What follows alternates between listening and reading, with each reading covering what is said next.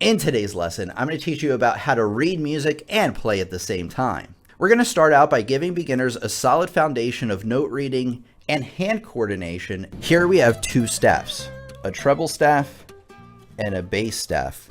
Each staff is made up of 5 lines and 4 spaces in between those lines. And depending on what line or space a note falls on, tells you not only what letter note that is, but where on the piano to play that note. So for example, this note is E, as you'll learn how to figure out here in a minute, and specifically, it's this E right above middle C. It's the perfect opportunity to tell you that when we have notes in the treble clef or the treble staff, that the notes are basically from middle C up on this end of the piano, and they're going to be played mostly 99% of the time with your right hand, which already happens to be up on that end of the piano. The bass clef basically goes at middle C and then goes down this way, as you'll find, and it's going to be played with your right hand? No, it makes sense to play that with your left hand. So an easy way to memorize your notes is to memorize the lines and then the spaces of each clef. The lines of the treble clef from the bottom to the top, this is the most important thing, please do from the bottom to the top, is E, G, B, D, and F. And those notes are right here on the piano. I mentioned this bottom note E was right above middle C. Next note is up G, B, D, and F. If you notice, they skip every other note. And that's going to come into play here in a second. A lot of people like to come up with sayings to figure out these notes faster, and I'm a big fan of that if you're just starting out. The saying I like to use for this one is, every good boy deserves fries. And this note in particular right here is what note? Every good boy, D for deserves, and it's a D. And I'll tell you that this D is up here, and I will obviously explain how to figure that out. So if I have a note on this top line of the staff, what note is that? Well, every good boy deserves fries. And we're starting from here. Every good boy deserves fries. So that F not only is an F, that F is right here on the piano. One really quick thing before we move forward is I'm going to get a question about what this is, and that's called a time signature. You don't need to worry about it for this lesson. Anyway, moving on. Spaces of the treble clef spell face from the bottom to the top, of course. And those notes specifically on the piano are right here, F, A, C, E. Notice how they skip over every other one. Just to make sure you're paying attention, what note is that one? That is A, and specifically, it's right there. Next up, I want to tell you about ledger lines and how they work, and there's a few rules you need to know. Rule number 1, the lines of a staff are equal to the spaces going up off the staff, starting from the top space. So if the lines of the treble clef are E, G, B, D, F, these spaces, remember starting from the top space, are E, G, B, D, F. So using this rule, you know right away that that one way up there, crazy far up there, is an F. And the opposite is true. The lines of a staff are also equal to the spaces going down below the staff, starting from the bottom space. However, you got to be careful, and I'll tell you why. This time we are actually going down. So what that means is that the note order is actually in reverse. So we're actually doing F, D, B, G, E, and this is F, D, B, G, E, way down there. Ledger line rule number 2, the spaces of a staff, remember we were talking about lines before, but spaces on the staff, ready for it, are equal to the lines going up off the staff, starting from that top line. So if right here is F-A-C-E, guess what? This is F-A-C-E. Now remember, the opposite is also true if we move them way down here to the bottom line. But remember, what do you have to be careful of? We're counting down this time, so it's actually in reverse order. Instead of F-A-C-E, it's E-C-A-F from the top to the bottom, which means this is also E-C-A-F. Beyond just reading on lines and spaces, you need to also know about intervals to take your reading to the next level, and here is how you're going to do that. So once you're able to read the notes on and off the staff, you want to start looking at music in terms of intervals. And an interval is the distance between two notes. So if we have a note and then we play the next note, That's an interval of a second. 1, 2. If you have a note, you skip a note, and then you hit another note. That's what we call a third. And you can just count the notes on the outside and in between. 1, 2, 3. Where, if I started on E, where would a fifth be? It's 1, 2, 3, 4, 5, right there. And by using intervals, it gives your brain more information to go on so that you can read notes a lot faster. And of course, I'm going to show you how that's done. First, I want to show you what these will look like on the sheet music, because this is very important. So this is a second. You know, you have E, and then the very next note F, like that. And what I want to tell you is that all even number intervals, this is very important, all even number intervals, 2, 4, 6, 8, do not match. And what I mean by that is that if one's on a line, the other's on a space. If one is on a space, the other one is going to be on a line. So they do not match. So right away, you know that that's an even number interval because they don't match. If they did match, you know that that's an odd number interval. So how about that? So odd number intervals do match. A second is so close together that they actually have to like stack them on top of each other. It's the only one like that, because if I move it up, as you can see, it kind of like starts stacking like a snowman. It makes a little bit more sense. So you know a second right away, especially if it's being played together, also called harmonically, because they shift them over like that. A fourth, you can see that they don't match, right? But you can see that there's a little bit more of a gap, obviously a lot more of a gap than with the second. So you know if they don't match, there's a little bit of a gap in there, you know that you're probably talking about a fourth. So starting from E at the bottom, here's a second, here's a fourth, and there's a sixth. And a sixth, they match or don't match? They don't match. Remember, it's even number intervals. It might be opposite of what you think. Even number intervals don't match. You know that it's even further apart than what a fourth is, so you must know that that's a sixth. And an octave almost takes up the entire staff, but remember, it doesn't match because it's an even number interval. An octave is 8, by the way. So if you did this, a lot of people think that looks like an octave, but no, that's actually a ninth. Remember, they can't match. Remember that. Now you may be asking yourself, Tim, how does this help me read music faster? well, let me show you. So you had these two notes, and of course you could use my little ledger line trick to figure out what this is, but there's an even easier way, right? Remember, first of all, do these notes match? Meaning if it's line in line or space in space. The answer is, of course, yes. They're both on a line, so you know that that's an odd number interval. I know that that top note right there is F. I remember that from our Every Good Boy Deserves Fries type of thing. And I know that a fifth above F, 1, 2, 3, 4, 5, is C.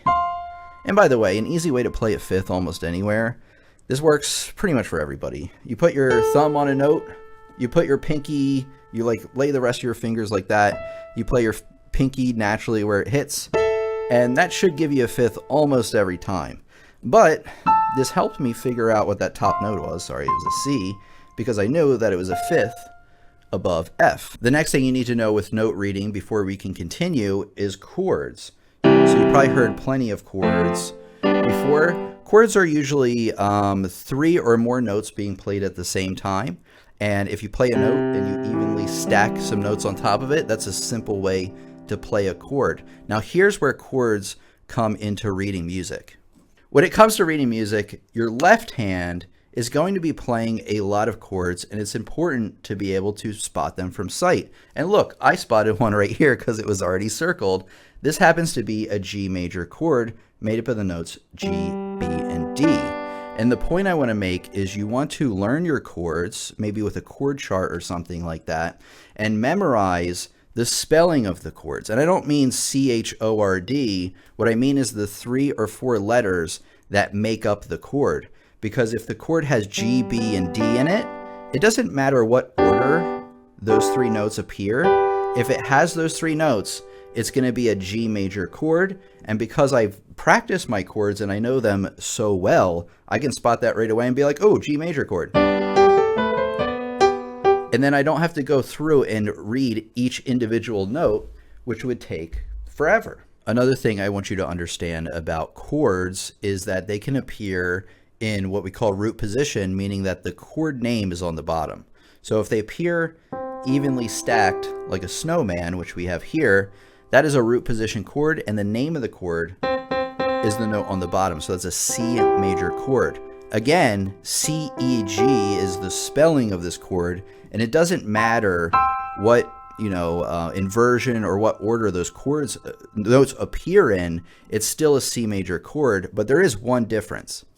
And that is the spacing of the notes. So if we take our first chord that we had here, and we take out the bottom note C, and move it to the top, that is what we call first inversion. It still sounds the same, right? Except you can hear there's a little bit more of a space at the top. They sound different, but it's very, very subtle, right? Now, what if we invert it again? We have brought it into what we call second inversion, and you can see it still has that same basic sound, except you can hear maybe slightly more of a gap towards the bottom of the chord. First inversion chords have a larger space towards the top of the chord. But in terms of reading music, know this: root position, they're all evenly stacked. Second inversion chords have a larger space towards the bottom of the chord. Like that, and you can see them visually like that. So if you see that, you know immediately that that's a second inversion chord, and because it's made up of the notes C, E, and G, you know that it's a C major chord in second inversion. So if you go to Google and you type in chord chart piano or piano chord chart, there's this one by the School of Rock, and I really, really like this chord chart.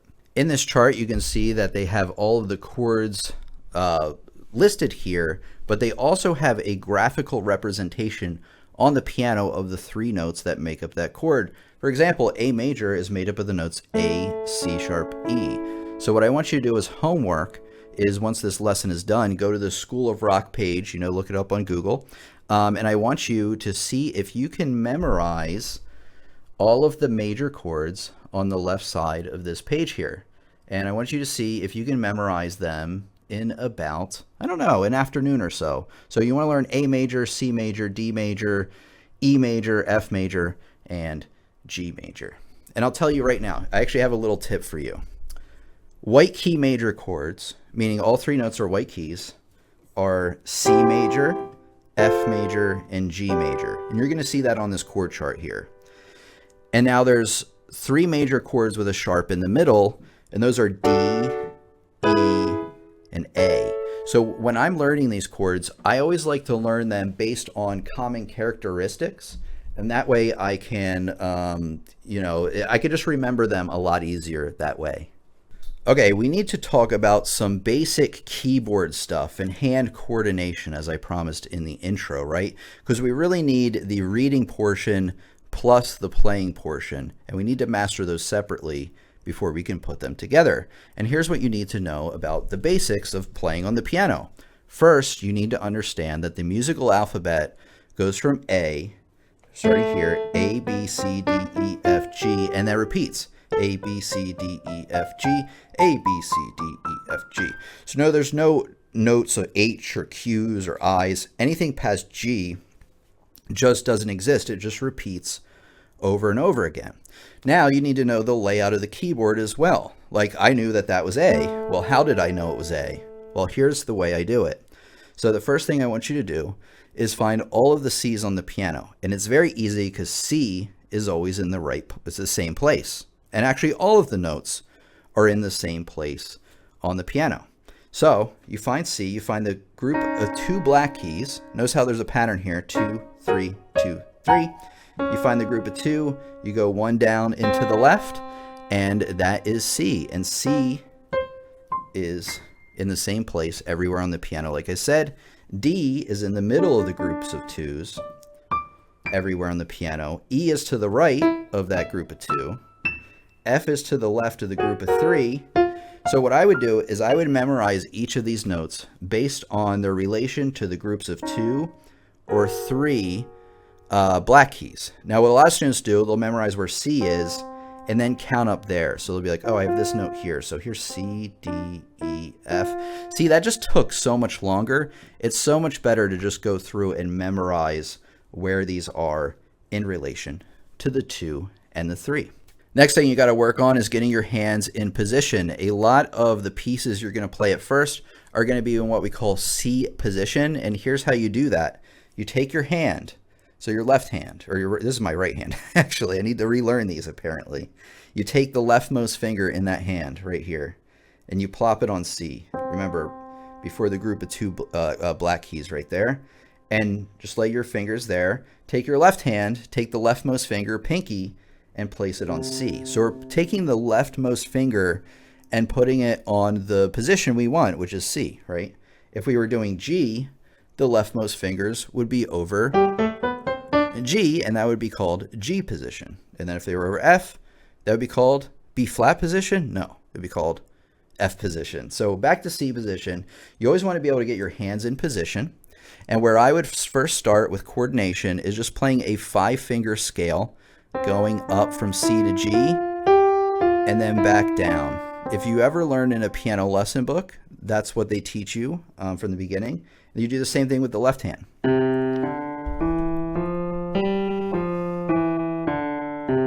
And then I want you to work on the coordination of both together.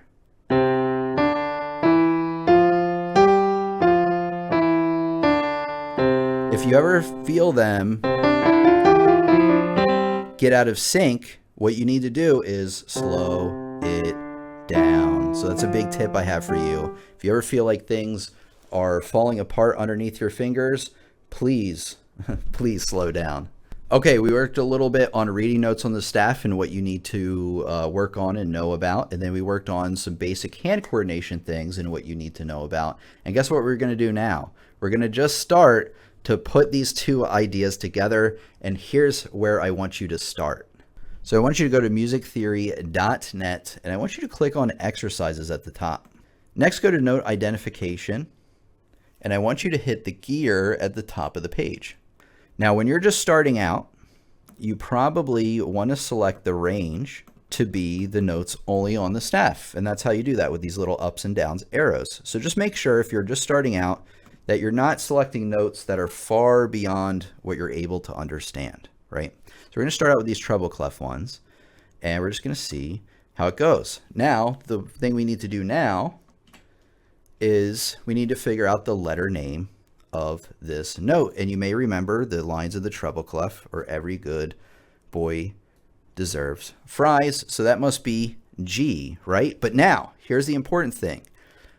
Just saying it isn't good enough, because we have to start correlating the notes that we see on the page with the piano and make them, you know, one thing in our mind. And here's how you do that.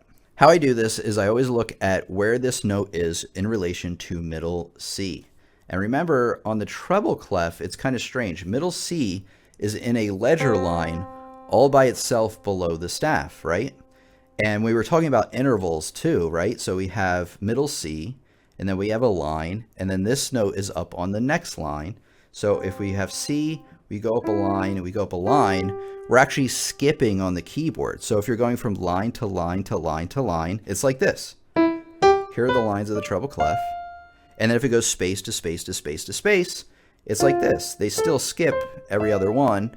You're just starting on F with the spaces instead of E. So that's how I know that this G is right here, because I know middle C's on the ledger line, and this G must be 2 skips above that. And I also just know that the first line in the treble clef is right there.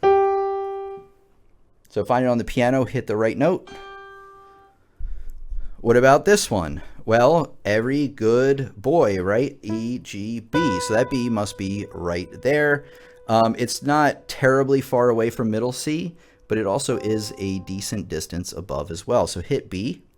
Okay, let's do a space. What is this note right here? Well, remember, always think about it in relation to middle C. Middle C is in a ledger line below the staff, and this is an F. See how they're pretty close together. They're only a fourth away. And since you know they're a fourth away, you know that this F has to be 4 notes above middle C, right? So always use logic to find your way. And the key point I'm trying to make here, this one's going to be what note? E. And it's going to be right there. Now, why is this E up here and not right here? Well, remember where middle C is in the treble clef. And this note is actually way up here. And remember, the first line of the treble clef is here. So because the distance is a lot more, that distance will translate over to the piano. So if you see two notes on the staff right next to each other, they're right next to each other on the piano. If they're further apart on the staff, they are further apart on the piano. Got it? So I would go through and I would practice 10 treble clefs a day, starting out. And then what I want you to do is I actually want you to do the bass clef, 10 of those, just the bass clef. For instance, what is this one? Remember the lines of the bass clef are good boys deserve. F right there. And how did I know that that F was right there? Well, remember, middle C with the bass clef is on top of the staff. So this note is actually 5 notes away from there. But remember, the top of the staff now with the ledger line is C. So all of the left-hand notes or bass clef notes are going to be down on this end of the piano. So that's why we count 5 notes down to F. Which note is this one? Remember, spaces of the bass clef, all cows eat grass. And here's our G. Remember, this one is still pretty close to middle G. If you had this G down here, that would actually be the bottom line of the bass clef. So practice 5 trebles, 5 basses, and then once you can do both of those together, I want you to start working on ledger lines, which I had selected here, where you select those notes that are high up or far below on the staff, and use the little tricks that I gave you earlier in the lesson to get these right every time. So I would do 10 treble clef, 10 bass clef. Remember, finding them on the piano, that is the secret sauce to this whole thing. Like I said, visually seeing what you're seeing on the sheet music, and then being like, oh, this is where it is on the piano. And that's the whole point of that exercise. So 10, we're doing 10 trebles, 10 bass, and then I would do 10 ledger lines. So 30 each day, I think is just perfect. Next, I'm going to give you some general tips on reading and playing together at the same time. It's very important that you pay attention to this section and do things in the order that I tell you to do them. So you may remember in the beginning of the lesson, I mentioned something about 5-finger scales, right? Just keeping your hand in position and playing up those 5 notes and back down. And one of the great reasons I tell you to do that is that your hand is in a stationary position. And when you're reading and playing at the same time, it makes it so much easier to know that your hand really doesn't have to move anywhere else. So what I want you to do is, I'm going to include a link for you in the description here. I want you to play through these 5-finger scales. It's very simple. And what I want you to do is I want you to play, so we're playing number 1 right here. I want you to play these, but I don't want you to just be like, oh, it's from C to G and then back down, right? I want you to play the note, each note, and also look at it on the sheet music. And so I'm playing the C, I'm in C position, and I'm moving to the next note, but what I'm doing is I'm actually looking at on the sheet music first, right there, and then I'm looking on the piano. And then the next note, I'm looking on the sheet music first, then the piano, sheet music, piano, sheet music, piano. You need to actively be looking at each note as you play. Again, the whole point of this whole lesson and all these exercises is to take the information we see on the page and we start to correlate with the notes that we see right in front of us. So the 5-finger exercises are the way to go. They really, again, just have you play from C to G, but notice that there is a C major chord at the end. That's why I love this little exercise. It's just great practice, kind of going over the things that we've been talking about. You don't need to do the little, I'm reading through the directions here. You don't really need to do those where it says, remember to name the chords out loud. You don't really have to do that. I mean, it probably is a good idea to be like, oh, C major, just so you kind of get that in your head. So that's optional. But I really just want you to play through these. A lot of them are the same, but again, getting down those 5 notes. And you can, of course, use the website I'm going to give you in the description. But if you happen to have this Alfred Adult All-in-One Piano course, which I recommend for everybody, the first few pages are going to be doing this right hand and left hand warm-up just playing in this simple 5-finger position. And I gotta say that this is pretty amazing if you're just starting out learning piano. So highly recommend you pick these up. It will include all the things that we're talking about today and in the order that you need to learn them in. Link is in the description, hopefully. Hopefully I remember. After some 5-finger scales, I want you to learn some regular scales, which you can find in this complete book of scales, chords, arpeggios, and cadences. It's a great book that will teach you all of these things in the order you need to learn them in. That's why I highly recommend these books, because it's a great way to kind of keep along with these lessons and make sure that you're doing the right things. But what I want you to do first is I want you to learn what's called the C major scale. Okay, learn it with the right hand and then the left hand. We'll do it right now. Right, the C major scale is from C up to C and back down. Pretty simple, right? But here's what you got to do. With your right hand, you're playing fingers 1, 2, 3. So remember 1, 2, 3, 4, 5 are the finger numbers. So 1, 2, 3.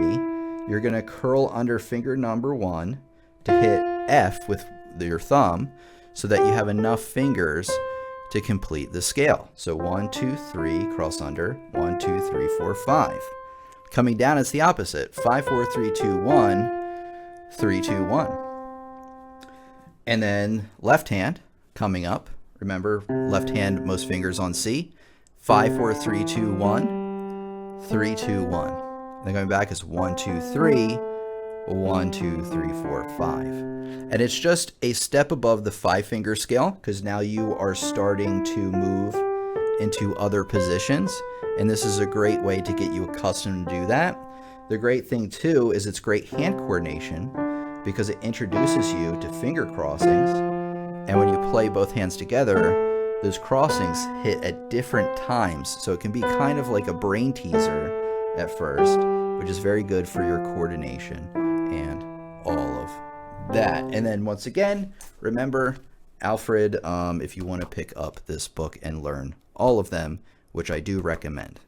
Okay, so here's another important tip I have for you. Are you listening? Very important. I like to look at music in vertical columns because when things line up in vertical columns on the sheet music, they line up on the piano as well, meaning that you're playing them at the same time.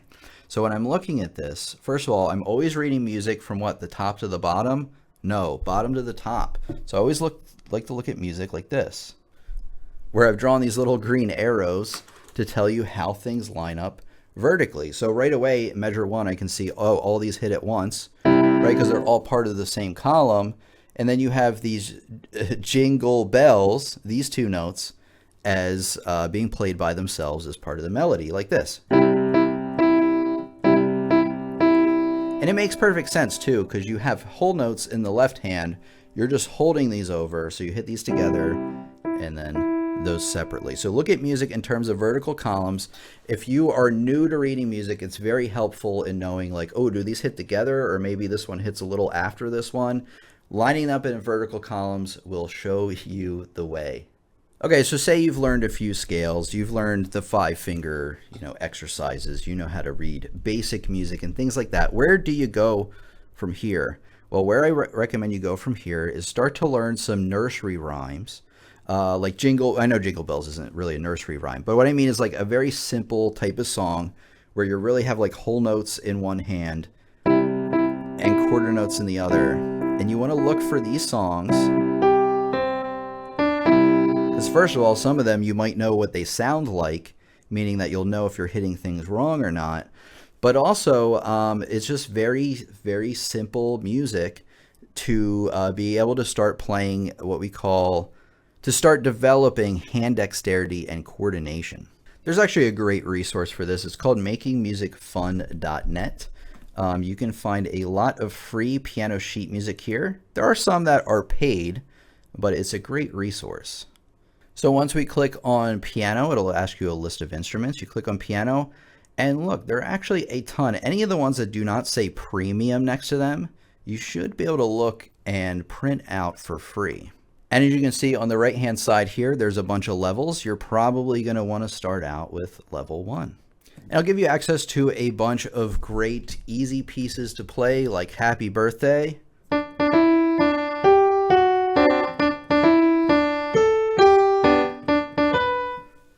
and stuff like that. We actually have 2 more tips to go. One to finish up what we're talking about today, and then actually a bonus tip that really helps wrap everything together. But before we get to that, I just want to say thank you so much to the regular watchers, to the channel members, to the mods, to the people that sign up for courses over on my website, pianolessonsontheweb.com. Without your support, we wouldn't have been able to teach as many students as we've had. And I just want to take a second to say thank you so much. So like I promised, 2 tips. This tip is actually very, very simple, but one of the most important. Are you ready?